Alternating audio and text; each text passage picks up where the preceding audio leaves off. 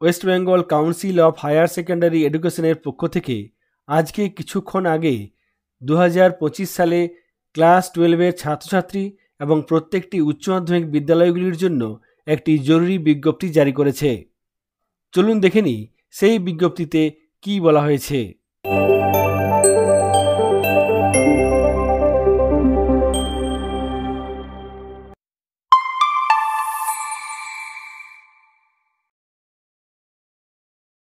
আজকে কিছুক্ষণ আগে কাউন্সিলের তরফ থেকে ক্লাস 12-এর জন্য 2025-26 শিক্ষাবর্ষে যে সেমিস্টার পরীক্ষা হবে, সেমিস্টার 3 এবং সেমিস্টার 4, সেই পরীক্ষার জন্য কত টাকা ফিজ লাগবে সেই বিষয়ে কাউন্সিলের তরফ থেকে স্পষ্টভাবে জানিয়ে দেওয়া হয়েছে। এখানে দেখুন সেই নোটিফিকেশন। এই নোটিফিকেশন আজকে কিছুক্ষণ আগে প্রকাশ করা হয়েছে। এই নোটিফিকেশনে ক্লাস 12-এর যে সেমিস্টার পরীক্ষা হবে, সেমিস্টার 3 এবং সেমিস্টার 4, সেই পরীক্ষার জন্য কত টাকা এনরোলমেন্ট ফিজ লাগবে সেই সংক্রান্ত বিষয়ে এখানে বলা হয়েছে। 2025-26 শিক্ষাবর্ষে এই বছর প্রথমবার সেমিস্টার 3 এবং সেমিস্টার 4-এর পরীক্ষা হবে। এই পরীক্ষা সম্পূর্ণরূপে কাউন্সিলের তরফ থেকে পরিচালনা করা হবে। যেভাবে উচ্চ মাধ্যমিক পরীক্ষা হয়, সেই পরীক্ষায় এবারে সেমিস্টার 3 এবং সেমিস্টার 4-এর মাধ্যমে কাউন্সিলের তরফ থেকে পরিচালনা করা হবে। এই সেমিস্টার 3 এবং সেমিস্টার 4-এর পরীক্ষায় ছাত্রছাত্রীরা অন্য ভেন্যুতে গিয়ে অন্য বিদ্যালয়ে গিয়ে পরীক্ষা দেবে। থার্ড সেমিস্টারের পরীক্ষা সম্পূর্ণরূপে ওয়েমার্কশিটের মাধ্যমে হবে এবং ফোর্থ সেমিস্টারের পরীক্ষা খাতায় যেভাবে লিখতে হয় উচ্চ মাধ্যমিক পরীক্ষা, সেই ধরনের খাতার মাধ্যমে পরীক্ষা হবে। এই বছর সেমিস্টার 3 পরীক্ষার আগে এনরোলমেন্ট ফর্ম ফিল আপ করতে হবে। এই ফর্ম ফিল আপ শুরু হবে 7 জুলাই এবং শেষ হবে 24 জুলাই। সেমিস্টার সিস্টেমের থার্ড সেমিস্টার পরীক্ষা এবং ওল্ড সিস্টেমের যে সমস্ত ক্যান্ডিডেট আছে, যেমন স্পেশাল বা সিসি ক্যান্ডিডেট, তাদের ক্ষেত্রেও এই 7 জুলাই থেকে শুরু হবে অনলাইন এনরোলমেন্ট প্রক্রিয়া। অর্থাৎ নতুন সেমিস্টার সিস্টেমে এনরোলমেন্ট প্রক্রিয়া শুরু হবে 7 জুলাই থেকে। তার আগে কাউন্সিলের তরফ থেকে নতুন এই ফিজ স্ট্রাকচার দেওয়া হয়েছে। এনরোলমেন্ট ফর্ম ফিল আপ করার জন্য কত টাকা ফিজ লাগবে এই সঙ্গে আরও কয়েকটি বিষয় আমি আপনাদের সঙ্গে শেয়ার করব। এখানে দেখুন, enrolment charge per student in class 12 for the academic session 2025-26। এখানে সেমিস্টার ওয়াইজ কত ফিজ লাগবে সেই তথ্যগুলি দেওয়া হয়েছে। এখানে প্রথমে আছে এনরোলমেন্ট ফিজ, তারপরে আছে ফর্ম প্রসেসিং ফিজ, তারপরে কনভেনিয়েন্স ফিজ, টোটাল ফিজ এবং এখানে যুক্ত করা হয়েছে সেন্টার গ্র্যান্ট ফিজ। সেই সঙ্গে সঙ্গে নেট ফিজ কত লাগবে সেই বিষয়টি এখানে টেবিলের মাধ্যমে দেখানো হয়েছে। আমরা জানি এবছর উচ্চ মাধ্যমিক পরীক্ষার ক্ষেত্রে সেমিস্টার সিস্টেমে 2টি পরীক্ষা হবে, থার্ড সেমিস্টার এবং ফোর্থ সেমিস্টার। এক্ষেত্রে থার্ড সেমিস্টার এবং ফোর্থ সেমিস্টারের জন্য আলাদা করে এনরোলমেন্ট ফর্ম ফিল আপ করতে হবে এবং উভয় ক্ষেত্রেই একই পরিমাণ টাকা লাগবে। এখানে দেখুন, থার্ড সেমিস্টার এবং ফোর্থ সেমিস্টার উভয় ক্ষেত্রেই এনরোলমেন্ট ফিজ কত লাগবে 155 টাকা করে, ফর্ম প্রসেসিং ফি 30 টাকা করে, কনভেনিয়েন্স ফি এখানে 30 টাকা করে, টোটাল ফিজ লাগবে কত 215 টাকা। তারপর এখানে দেওয়া হয়েছে সেন্টার গ্র্যান্ট, এক্ষেত্রে 25 টাকা করে লাগবে এবং net fees to be deposited to the council, কাউন্সিলকে যে টাকা দিতে হবে সেই টাকার পরিমাণ হচ্ছে 190 টাকা। এখানে টোটাল ফিজ কত লাগছে 215 টাকা। সেন্টার গ্র্যান্ট কত লাগছে 25 টাকা।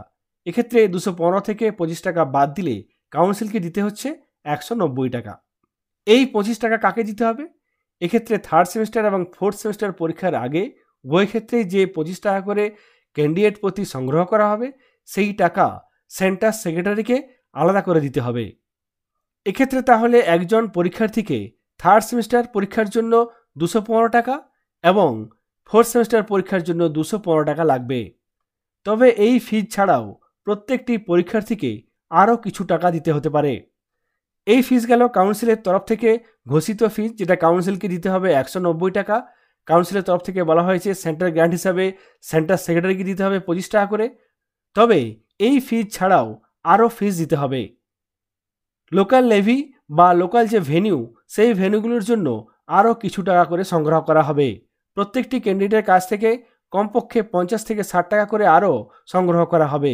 সুতরাং এই 215 টাকার সঙ্গে আরও ধরে নাও 50 থেকে 60 টাকা যোগ হতে পারে।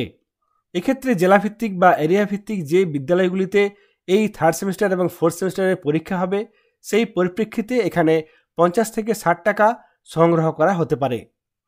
সব মিলিয়ে একজন ক্যান্ডিডেটকে থার্ড সেমিস্টার এবং ফোর্থ সেমিস্টার প্রত্যেকটি সেমিস্টারের জন্য 270 থেকে 80 টাকা পর্যন্ত দিতে হবে। আমরা জানি ক্লাস 11-এ ফার্স্ট সেমিস্টার পরীক্ষা, সেকেন্ড সেমিস্টার পরীক্ষা এবং ফার্স্ট সেমিস্টারের একটি সাপ্লিমেন্টারি পরীক্ষা হয়েছিল। এক্ষেত্রেও তাই থার্ড সেমিস্টার পরীক্ষার সঙ্গে একটি সাপ্লিমেন্টারি পরীক্ষা থাকবে। থার্ড সেমিস্টার পরীক্ষায় যারা ফেল করবে তারা পাস করার জন্য এই পরীক্ষা দিতে পারবে। কিন্তু ফোর্থ সেমিস্টার পরীক্ষায় ফেল করলে আর কোনো পরীক্ষা দেওয়ার ব্যবস্থা নেই।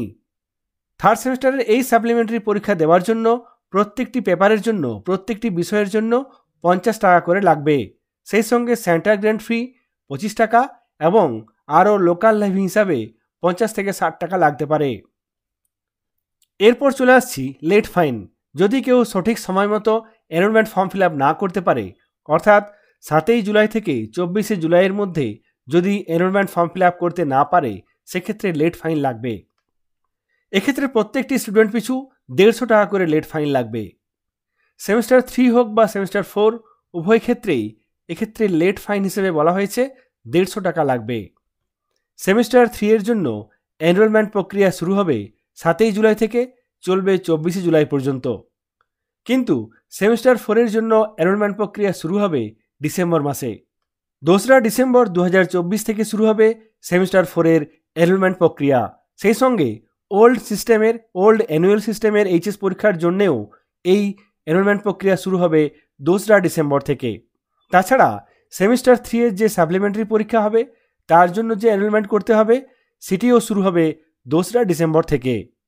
এক্ষেত্রে আরও কয়েকটি পয়েন্ট বলা আছে যেগুলি আমি আগেই বলেছি, যেমন সেন্টার গ্র্যান্ট এক্ষেত্রে সেন্টার সেক্রেটারিকে পরীক্ষার আগে জমা দিতে হবে। রেসপেক্টিভ সেমিস্টার পরীক্ষা অনুসারে এক্ষেত্রে প্রত্যেকটি সেমিস্টারের ক্ষেত্রে সেন্টার সেক্রেটারিকে এই সেন্টার গ্র্যান্ট জমা দিতে হবে। সেন্টার গ্র্যান্ট আগে 15 টাকা ছিল, বর্তমানে সেটি 25 টাকা করা হয়েছে এবং প্রত্যেকটি পরীক্ষার জন্য, প্রত্যেকটি সেমিস্টারের জন্যই এক্ষেত্রে 25 টাকা করে সেন্টার গ্র্যান্ট লাগবে। সেমিস্টার 3, সেমিস্টার 4 এবং সেমিস্টার 3 এর সাপ্লিমেন্টারি পরীক্ষার জন্য এনরোলমেন্ট ফিজ কত টাকা লাগবে সেই বিষয়ে বিস্তারিত আপনাদের সঙ্গে শেয়ার করলাম। সকলে ভালো থাকবেন, সুস্থ থাকবেন। ধন্যবাদ।